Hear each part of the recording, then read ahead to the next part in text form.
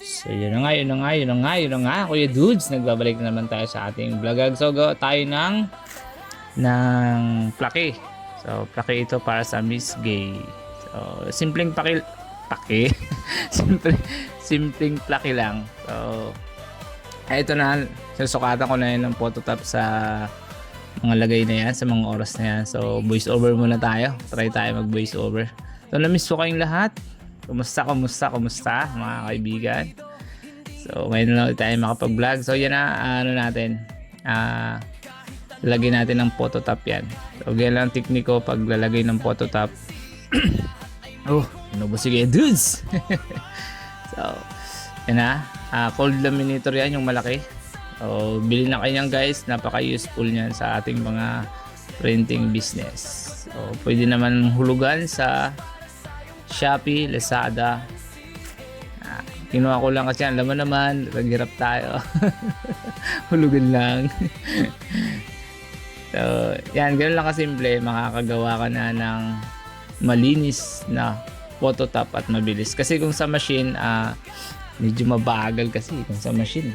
Ayan, ikaw ang magkocontrol ng bilis. So, pag ako naglalagay ng sticker sa sa center board, bali A3 lang ang binibili kong center board para mas mabilis tayo sa paggawa. So yan, nilalagay ko na sa A3 na center board. Hindi naman siya ganun kahirap gawin yung mga plake. Ang medyo matagal lang ay yung pagkakating. Kasi halimbawa kung may mga arte-arte yung mga shape natin, ayun, dun tayo tumatagal. Pero kung mga simpleng pwedeng gamitan ng ruler, so mabilis lang. So yun na, ilagay na natin sa A3.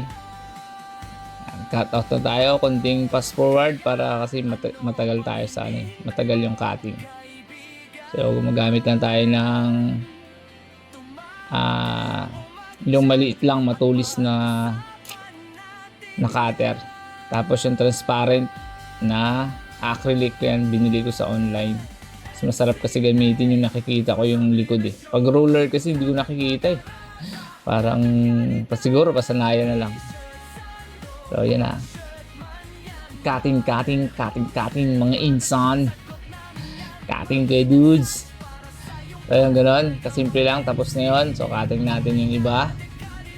At ayun nga. Whew! Maulan pa dito sa area ko ngayon. So yan, sinusukatan na namin ng base. Ganun naman kadali gumawa ng plake. Nagpatulong na ako kasi inaantay kasi ng customer yan. So yung base niyan, kalimitan 2 inches lang yung lapad. Hindi naman tayo, yung haba niyan, hindi yan pare-pareho. Yung haba dapat magbe-base ka dun sa haba rin ng base ng plaki mo. So ang standard lang dyan na ginagamit ko ay yung lapad. Naintindihan ba? Pero yung base, standard ako sa sa angulo. Naguluhan ako doon. O nga, yung base kasi ulit. Yung base, yung lapad niyan ay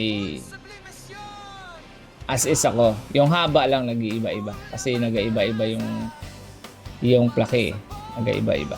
So yan na, patulong na ako dyan. So yan na, yan tapos na. So naglalagay tayo ng brace sa likod para mas matibay. So yung pinaka main na, yung pinaka ilalim, so 3 layer kasi yan, 2 inches yan yung lapad. Yung haba niyan kayo ang mag-i-estimate niyan kasi yan mag-iiba-iba yung haba ng plake. Kaya dapat ma-estimate nyo. Yeah, 1.5 yung second layer at 1 inch yung sa top layer niya. Tapos, huwag nyo kalimutan maglagay ng brace dun sa likod. So, yan. 5, parang 6.25. 6.25 yata itong haba nito. Pero huwag kayo mag-stick dyan sa sukat na yan kasi pag gumawa kayo ng plake, hindi pare-pareho yung mga base niyan. Nag-iiba-iba yan. So, yun lang. Bye-bye guys!